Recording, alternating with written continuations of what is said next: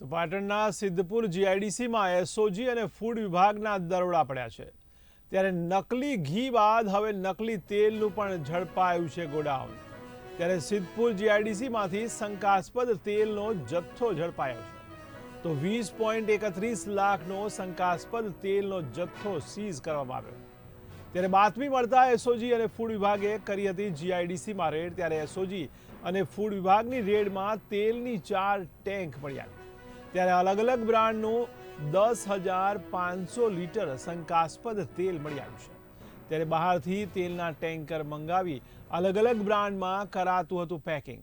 ત્યારે આ શંકાસ્પદ તેલના સેમ્પલ લઈને એફએસએલ માટેની તજવીજ હાથ ધરવામાં આવી છે। તો મહત્વના સમાચાર કહી શકાય। ત્યારે સિદ્ધપુરમાં શંકાસ્પદ તેલનો જથ્થો ઝડપી લેવામાં આવ્યો છે। ત્યારે પાટણ જિલ્લાના સિદ્ધપુર જીઆઈડીસીમાં એસઓજી અને ફૂડ વિભાગે દરોડા પાડ્યા, જેમાં નકલી ઘી બાદ હવે નકલી તેલનું ગોડાઉન ઝડપાઈ ગયું છે। ત્યારે સિદ્ધપુર જીઆઈડીસીમાંથી શંકાસ્પદ તેલનો જથ્થો ઝડપાયો હતો। ત્યારે 20.31 લાખનો શંકાસ્પદ તેલનો જથ્થો સીઝ કરાયો છે।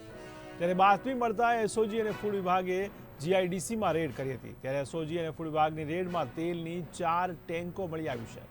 ત્યારે અલગ અલગ બ્રાન્ડનું 10,500 લીટર જેટલું શંકાસ્પદ તેલ મળી આવ્યું। ત્યારે બહારથી તેલના ટેન્કર મંગાવી અલગ અલગ બ્રાન્ડમાં પેકિંગ કરવામાં આવતું હતું। ત્યારે આ શંકાસ્પદ તેલના સેમ્પલ લઈને એફએસએલ માટેની તજવીજ હાથ ધરવામાં આવી છે।